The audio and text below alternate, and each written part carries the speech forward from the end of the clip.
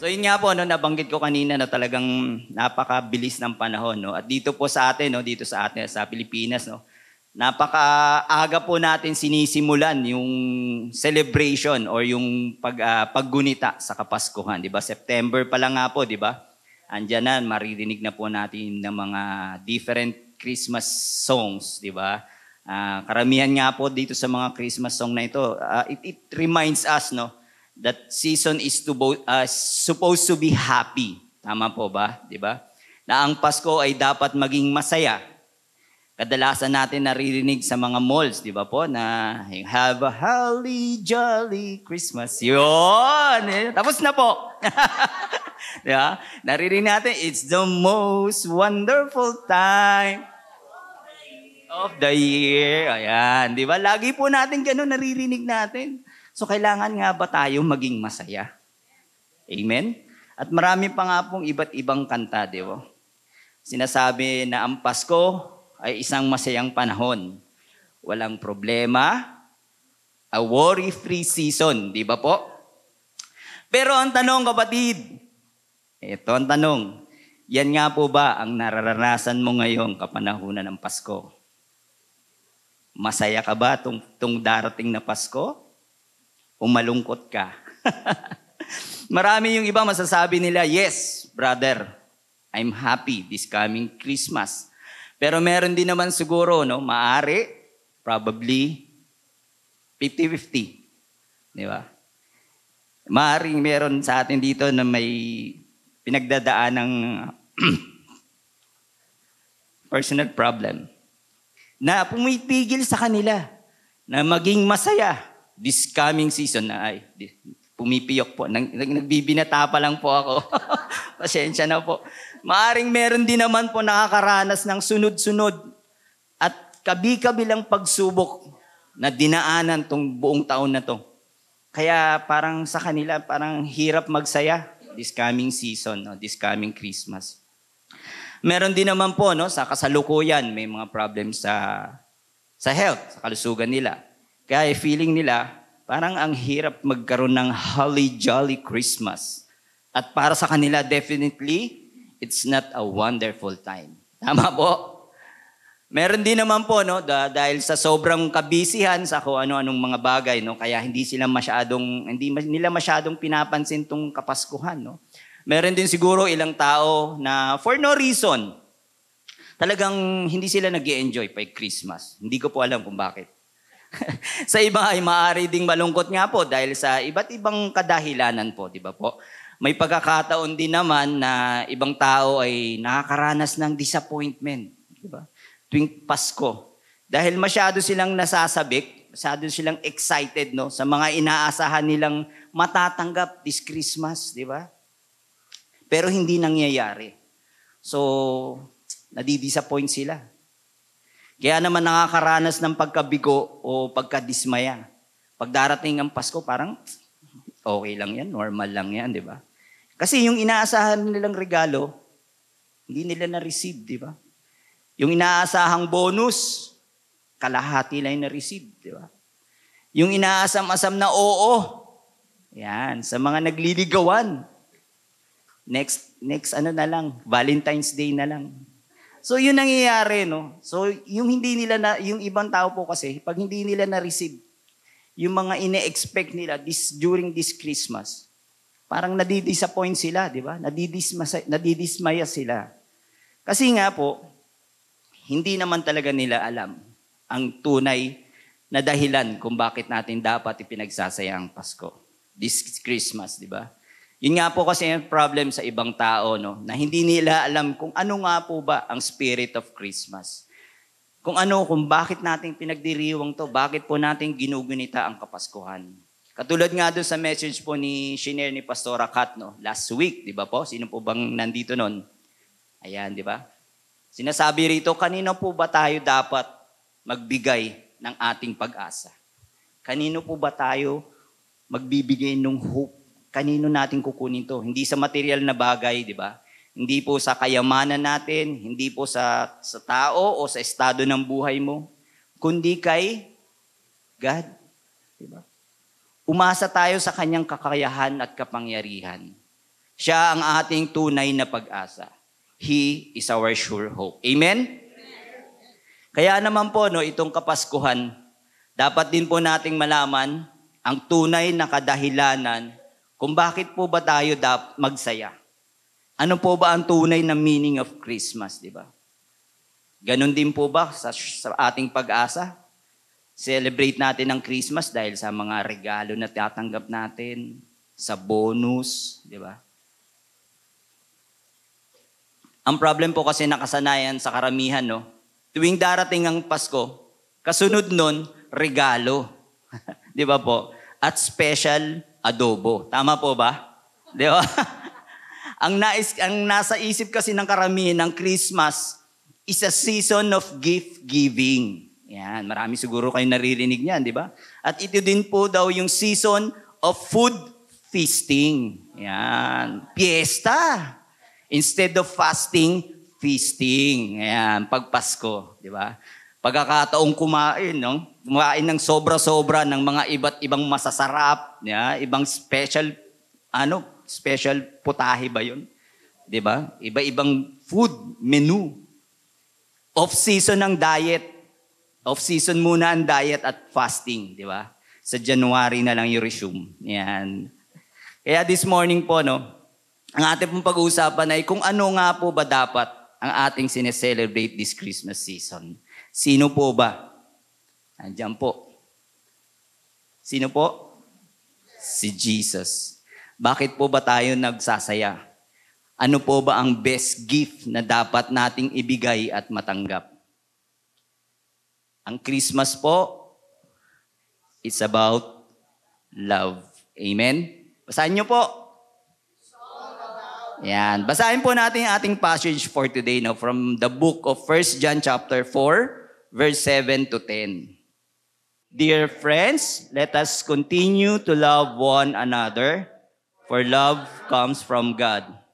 Anyone who loves is a child of God and knows God. But anyone who does not love does not know God, for God is love.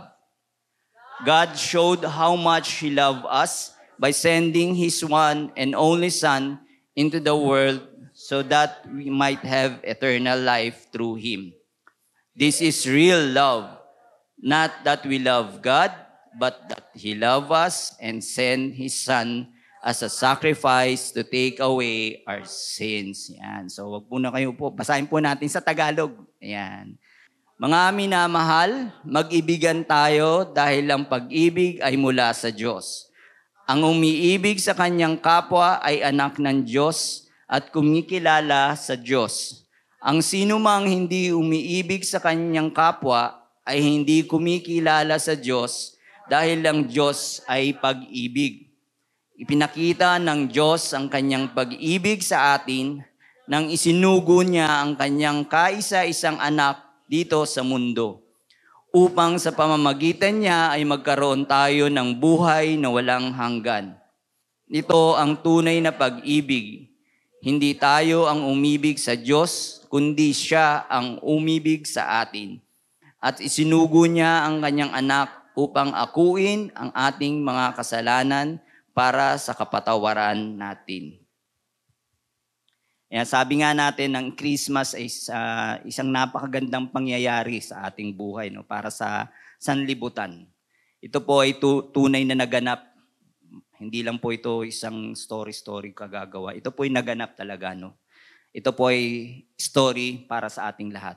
Ito po yung panahon na bumaba ang pag-ibig dito sa mundo sa katauhan ni Kristo Jesus. Ito po ang tunay na meaning of Christmas. It's all about God's love. It's all about Jesus. Amen po ba? Amen. At dito po sa ating passage today, meron po tayong 3 points na dapat nating maintindihan po. Kung bakit ba dapat ang pag-ibig ng Diyos ang dapat nating pinagdiriwang during Christmas season. Number 1 po, true love comes from God. Di ba po? Sa Kanya galing. Sabi nga po doon sa passage, God is love. Di ba po? Number 2, God sent His love on earth. ibinigay po ng Panginoon si Jesus. Binaba po sa lupa para sa ating lahat. At sabi po, love saves us. Ang pagmamahal po ng Diyos ang siyang nagligtas sa atin through Jesus. Amen? So number 1 po, true love comes from God. Una po sa lahat, ang tunay na pag-ibig ay galing sa Diyos. Basahin po natin yung verse 7 to 8. Sabi po rito, Dear friends, let us continue to love one another. For love comes from God. Anyone who loves is a child of God and knows God. But anyone who does not love does not know God, for God is love. Amen. Naisip niyo po ba kung saan nga po ba, di ba? Saan po ba talaga nanggagaling yung love o yung pag-ibig, di ba? Doon po sa mga mag-asawa, di ba? Ano pong klaseng love o saan po nanggagaling yung love between husband and wife, di ba po? Kahit yun sa mga magkaibigan o sa magkapamilya, saan po ba galing tong love na meron sila sa isa't isa? Even doon po sa mga magkasintahan o magkaibigan. Ayan, di ba po? Mapapansin nga po natin, no, tuwing darating ang Kapaskuhan, parang may mas higit po yung, yung level ng happiness ng mga tao. No? At higit po yung pagmamahalan, di ba? Makikita po natin no, na may mga nagbibigay ng mga tao na nagbibigay sa mga kapwa nila, nagbibigay ng regalo, lalo na po doon sa mga kapuspalad, di ba po? Tuwing Christmas po yan, marami po tayo nakikitang ganyan. Kaya masasabi natin na ang pag-ibig ay siyang pinakamagandang bagay dito po sa mundo. Amen po? Parang mahina Parang mas gusto yung regalo. Kaya nga, saan nga po ba galing yung pag-ibig nito? Yun po yung nararanasan natin, yung naipapadamo po natin sa ating kapwa. Saan po ba nanggagaling itong love na ito? Kay Cupido po ba? Diba? Ang katotohanan po, sabi nga po sa Bible, sabi doon sa passage kanina, love comes from God because God is love. Amen? Sabi doon po sa book of Genesis, no, doon sa verse 1, in the beginning, God created the heavens and the earth. So kasi nga, dahil sa God is love, pwede po nating sabihin, in the beginning, sa simula pa lang, nandun na ang pag-ibig. Di ba po? Kasi God is love Dahil ang Diyos ay pag-ibig. Sabihin po natin, God is love. Amen. Di ba po? Love has always existed from the beginning. Bago po nilikha ang mundo ng Panginoon ay naroon na po ang pag-ibig. Sabi nga po doon sa isang prayer ni Jesus doon sa John 17 verse 24, sabi niya doon sa prayer niya, Father, I want this whom you have given me to be with me where I am. Ito po yung prayer niya doon sa mga apostles niya at sa mga naniniwala sa kanya. Then they can see all the glory you gave me because you love me even before the world began. Sabi doon sa last part, even before the world began. Kaya ito po ay katunayan na bago pa po magsimula ang mundo, existing na po ang love. At dito po sinulat ni John, sinasabing ang ating pagsunod sa kautusan batay sa nature of love. Di ba po? Na si God Himself ay siya ding source ng love. Kaya kung ang pagmamahal na ating naipadadama o naipapakita natin sa ating kapwa, ito ay galing sa Diyos. At dito ini-encourage nga po tayo ni John, ang lahat ng mananampalataya at mga sumusunod kay Kristo Jesus, including po tayo, na magpatuloy po tayong magmahalan sa isa't isa. Dahil ang pag-ibig ay mula sa Diyos. At kung ang pag-ibig na tulad ng pag-ibig ng Diyos ay ating naipapamala sa ating kapwa, ito'y nagre-reflect sa atin. Ito po yung katibayan o yung proof na tayo ay tunay na anak ng Diyos. At kinikilala din natin siya bilang ating amang nasa langit na siyang na magliligtas sa atin. Pero ang tanong nga po, paano mo ba masasabi kung ang pagmamahal ng Diyos ay nakikita sa iyo at katibayan na ikaw ay isang tunay na anak niya, di ba po? Ito ay dahil sa likas na katangian ng ganitong uri ng pag-ibig ng Diyos. Ang pag-ibig na ating pinag-uusapan po ngayon ay hindi lang po ito isang pakiramdam o feeling, di ba po? Ito ang uri ng pag-ibig na ipinakita mismo ni Jesus sa atin. Ito po ay isang pag-ibig na walang katulad. Ito po ang sinabi niya dyan sa kasulatang ito, na God has unconditional love. Wala po siyang hinihiling na kapalit. Love for all of us, and it was love that redeemed us. Ito po yung pagmamahal na nagligtas po sa sangkatauhan, sa sanlibutan. Ito yung pag-ibig na nagligtas sa atin, sa kasalanan, at nagbigay po sa atin ng panibagong buhay. Through Jesus. Amen?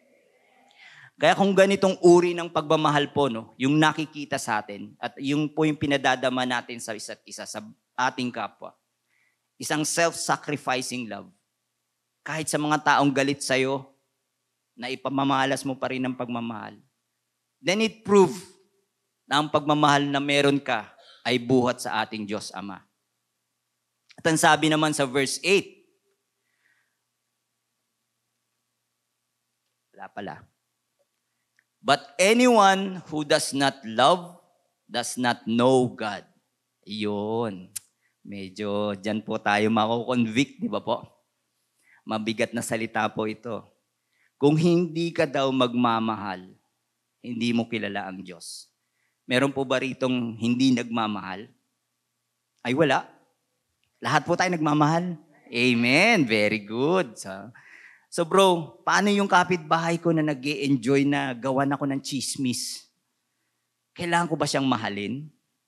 Yun yung mga tanong dyan. Yung mga umiikot sa isip natin. Bro, paano naman yung classmate ko na araw-araw binubuli ako? Kailangan ko ba siyang mahalin? Yung kumari ko na hindi na marunong magbayad ng kanyang utang, hindi ko ba dapat singilin? Tapos mamahalin ko pa? Sasagot lang sa atin ni Lord, oo, mahalin mo ang kapwa mo, di ba po? Mahalin mo pa din sila. Kasi kung hindi mo sila mamahalin, hindi mo kilala ang Diyos. Hindi mo kinikilala ang Diyos. Kasi nga, God is love. Di ba? Pag ang Diyos ay siyang pag-ibig, maliwanag po, yun ang sinasabi sa Biblia. Meron po kasi mga tao, kahit iba yung pagkakaunawa sa God is love mo. Totoo naman po na ang Diyos ay tiyak na mapagmahal sa lahat ng kanyang nilalang, sa ating lahat po. Pero sinasabi po dito ni John na hindi lang po mapagmahal ang Diyos. At sinasabi din na gusto ng Diyos na maging mapagmahal tayo sa isa't isa. Pero sinasabi ni John, hindi lang nasisiyahan at nire-recommend ng Panginoon ang pag-ibig. Ang sinasabi po dito ni John sa kanyang sinulat, ang Diyos ay pag-ibig. Na ang pag-ibig ay isang mahalagang katangian ng Diyos. Isang mahalagang aspeto ng kanyang pagkatao. Ang Diyos ay hindi maaaring maging anumang bagay maliban sa pagmamahal. Dahil siya mismo ay ang pag-ibig. He himself is love. Noon pa man siya ang pag-ibig at mananatili siya ang pag-ibig. So mga kapatid, kung hindi po tayo magmamahal sa ating kapwa o kahit sa ating mga kaaway, katunayan po yan na wala ang Panginoon sa ating buhay. Ito po na magpapatunay na wala po sa atin ang pag-ibig. Kung wala po tayong pag-ibig, wala po ang Diyos. Dahil sabi nga po, God is love. Amen? Kaya naman kung sino man na nagsasabi, na they know God, pero punong-puno naman po ng galit sa kanyang puso. Niloloko lang po niya yung sarili niya. Paano mamumuhay ang isang tao na punong-puno ng galit and at the same time, claiming na may relationship siya kay God? Siya mismo, ang Panginoon mismo ang pag-ibig. So paano mangyayari yun? Hindi pwede magsama yung galit at pag-ibig. Magkahiwalay po yun, magkaiba po yun.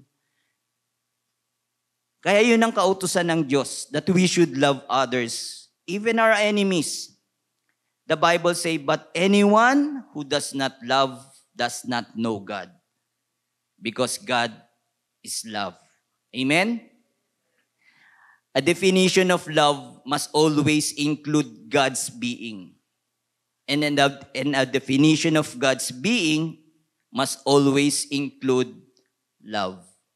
At ito po ay hindi magbabago kailanman. Amen? Then number 2, God sent His love to earth.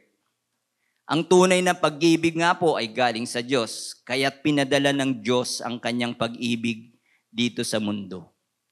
Balikan po natin yung verse 9. Sabi po dito, God showed how much He loved us by sending His Son, His one and only Son, into the world so that we might have eternal life through Him. And that is Jesus. Nilikha po tayo ng Diyos dahil sa kanyang pagmamahal sa atin at upang magkaroon po tayo ng relationship sa Kanya. Subalit nung nilikha nga po niya ang tao, no, simula kay Eva at Adan, tayo ay naging rebelde sa Kanya. Sinasabi ng Biblia na lahat tayo ay nagkasala at sinira po natin ang magandang relasyon natin sa Diyos. Pero hindi po yun naging dahilan para tumigil ang Diyos sa pag-ibig niya sa atin. Ang pag-ibig ng Diyos ay patuloy po at hindi ito matatapos kailanman. Ang pag-ibig ay nagmula sa langit at ito nga po ay bumaba dito sa lupa sa araw ng Kapaskuhan. Isinugo po ng Diyos ang kanyang kaisa-isang anak na si Kristo Jesus dito po sa mundo. Upang sa pamamagitan niya ay magkaroon po tayo ng buhay na walang hanggan. At dito nahayag ang pag-ibig ng Diyos sa atin. Ito po kasi ang pag-ibig ng Diyos. Hindi dahil sa iniibig natin siya, kung hindi iniibig niya tayo. At sinugo pa po niya ang kanyang anak upang maging kabayaran sa ating mga kasalanan. Sa atin po ba dito, meron po bang volunteer na mag-o-offer ng kanyang buhay sa kasalanan ng kanyang kapitbahay na magnanakaw? Wala po, di ba? Pero yun po ang ginawa ni Jesus. Ang kasalanan po natin, lahat po tayo, lahat ng kasalanan natin ay inako niya at tinanggap niya nang siya ipako sa krus at mamatay. At binigyan niya po tayo uli ng bagong buhay. Kasabay ng muling pagbuhay niya, ay binigyan po tayo, lahat tayo, ng panibagong buhay. Sabi nga po sa verse 10, this is real love. Not that we love God, but that He loved us. Imagine niyo po kapatid, di ba? Dito po pinapakita ang walang kapantay na pag-ibig ng Diyos. A love that was extremely sacrificial. It involves the greatest possible sacrifice on the part of our God, di ba? Sa Panginoon po, towards us. Pinakita ng Diyos ang kanyang tunay na pagmamahal sa atin na may kadakilaang sacrifice. Sa papamagitan ng pag-alay ng kanyang buktong na anak na si Kristo bilang kapalit po at kabayaran ng ating mga kasalanan. At kalakip din po nito ang dakilang sakripisyo na ginawa ni Jesus. No? Iniwan po niya ang langit, ang kaluwalhatian ng langit upang bumaba po dito sa lupa. Siya ay namatay sa krus upang bigyan po tayo ng buhay. Imagine niyo po yun, ang sarap ng buhay ni Jesus sa langit kasama ang Diyos Ama. Pero nagpakababa po siya. Bumaba po siya dito sa lupa upang tayong lahat ay iligtas niya. Kaya po sinasabi dito, not that we love God, but that He loved us. Hindi po nangangahulugan na mahal tayo ng Diyos dahil nakita niya kung gaano natin siya kamahal. Hindi po. It's the other way around. Basahin po natin ang sinabi dito sa same chapter, no, sa 1 John 4, sa verse 19. We love because He first loved us. Nauna po niya tayong mahalin. Nangangahulugan nga po na ang pag-ibig ng Diyos ang unang nagbago sa ating puso upang tayo'y magkaroon ng kakayahang magmahal. Dahil po sa pagmamahal ng Diyos, kaya po tayo marunong at alam nating magmahal. Kung wala po ang pagmamahal ng Diyos, wala rin po tayong pagmamahal. Ang kanyang pag-ibig ang siyang laging nagpapaalala po sa atin na dapat nating mahalin ang ating kapwa. Itinuturo din po sa Biblia na dahil sa ating pagsaway at mga kasalanan ay hindi sapat yung ating kakayanan na mahalin ng Diyos. Basahin po natin sinasabi sa Ephesians 2 verse 1 to 5. Sabi dito, "As for you, you were dead in your transgressions and sins." Di ba? Pagsuway natin at mga kasalanan. In which you used to live when you followed the ways of this world and the rule of the kingdom of the air. The Spirit who is now at work in those who are disobedient. Sabi rito, all of us also live among them at one time, gratifying the cravings of our flesh and following its desires and thoughts. Like the rest, kasama po ang lahat, we were by nature deserving wrath. But because of His great love, sabi dito, but because of His great love for us, God who is rich in mercy, made us alive with Christ even we were dead in transgressions. It is by grace you have been saved. Amen? Hindi po natin deserve yun. Pero binigay sa atin ng Panginoon. By His grace, lahat po tayo ay maliligtas. Dahil po sa pagmamahal sa atin ng Panginoon. Sabi nga po, hindi dahil sa ginagawa natin. Hindi po dahil sa mahal natin siya. Kaya tayo ililigtas niya. Hindi po. Dahil mahal niya po ang lahat. Mahal niya po tayo. At sinasabi din na hindi sapat ang ating pagmamahal sa Diyos dahil sa mabubuti nating ginagawa, kundi dahil sa kanyang pag-ibig at awa. Ito po ang sinasabi sa Titus 3 verse 3 to 6. Sabi po rito, at one time we too were foolish, disobedient, deceived, and enslaved by all kinds of passions and pleasures. We live in malice and envy, being hated and hating one another. But when the kindness and love of God, our Savior, appeared, He saves us. Not because of righteous thing we had done, no? Hindi yun sa kabutihang ginagawa natin, mga kapatid. But because of His mercy.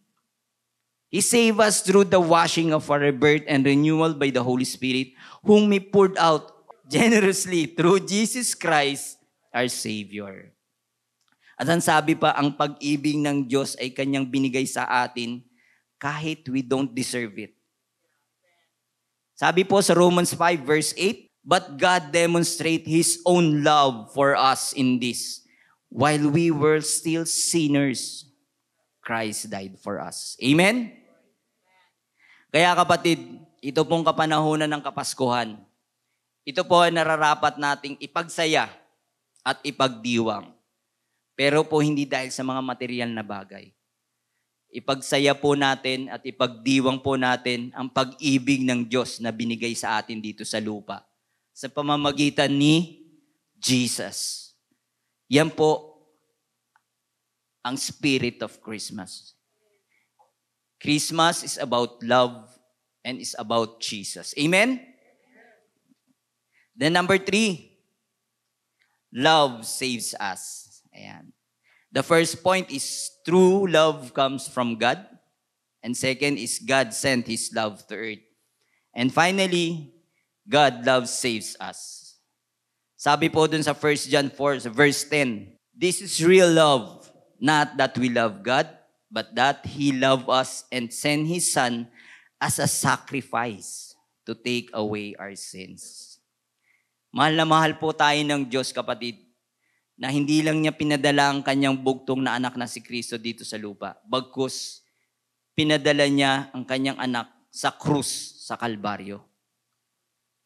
Si Kristo ay maraming hirap na pinagdaanan nang siya'y bumaba po dito sa lupa, no? buhat sa langit. Pero mas higit po ang kanyang hirap na naranasan sa krus. Ngunit nanatili siyang mapagkumbaba. Sinasabi nga po dito sa Philippians 2 verse 6 to 8, who being in very nature God, did not consider equality with God something to be used to his own advantage. Rather, he made himself nothing by taking the very nature of a servant, being made in human likeness, and being found in appearance as a man. And he humbled himself by becoming obedient to death, even death on the cross. Yun po ang ginawa ni Jesus. Nagpakumbaba po siya. Bumaba po siya rito sa lupa upang tayo'y iligtas. Namatay, pinako sa krus at namatay at muling nabuhay kasama po natin. Binigyan po tayo ng bagong buhay. Yan po ang dapat nating pinagsasaya this Christmas. Amen? This was God's plan all along. Ito po ay parte ng Christmas story. Nang mabuntis po si Mary kay Jesus, sinabi po nung angel kay Joseph na huwag siyang matakot. Sabi po dito sa Matthew 1 verse 20 to 21. But after he considered this, an angel of the Lord appeared to him in a dream and said, Joseph, son of David, do not be afraid to take Mary home as your wife, because what is conceived in her is from the Holy Spirit. She will give birth to a son, and you are to give him the name Jesus, because he will save his people from their sins. Jesus is the same name as Joshua in the Old Testament po, di ba? Literally, the Lord is salvation. Kaya ang pangalan ni Jesus actually means Savior. Siya po ang ating tagapagligtas. Nabuhay po si Jesus sa buong buhay niya sa anino po ng krus. Pinadala ng Diyos ang kanyang pag-ibig sa krus bilang kabayaran sa ating mga kasalanan upang tayo po ay maligtas. Sabi po sa Luke chapter 2 verse 11, doon po during Christmas, nung nagpakita po yung angel doon sa mga shepherd na nagbabantay nung kanilang mga alaga. Sinabi po dito, today in the town of David, a Savior has been born to you. He is the Messiah, the Lord. So ito po ang true gift of Christmas. Not simply the gift of Son, but the gift of Savior. Siya po dapat ang ating pinagdiriwang tong Kapaskuhan. Yung regalo po ng Diyos Ama sa atin, na si Jesus. Sa ating pong pagtatapos, gunitain po natin ang tunay na kahulugan ng Pasko. Ang himala po ng Pasko ay tungkol sa sanggol sa sabsaban. Ang Diyos na nagkatawang tao, ang Diyos ay naging tao, at ang anak ng Diyos ay naging anak ng tao. Si Jesus na namuhay kasama ang Diyos sa buhay na walang hanggan, ay bumaba po sa ating mundo noong araw ng Kapaskuhan. Iniwan po niya ang kaluwalhatian ng langit at naparito po sa lupa bilang isang maliit na sanggol. Ganito po ipinakita sa atin ng Diyos ang kanyang pag-ibig sa atin. Isinugo niya ang kanyang kaisa-isang anak sa mundo upang tayo ay mabuhay sa pamamagitan niya. Nagsimula ang pag-ibig sa langit, ngunit ang pag-ibig ay bumaba sa araw ng Pasko. True love comes from God. He sent His love through His only Son in the world that we may live through Him. And we all saved by His love. Ang sabi po sa John 3:16, for God so loved the world that He gave His one and only Son, that whoever believes in Him shall not perish, but have eternal life. Mga kapatid, Christmas is all about love, and Christmas is all about Jesus, because God is love.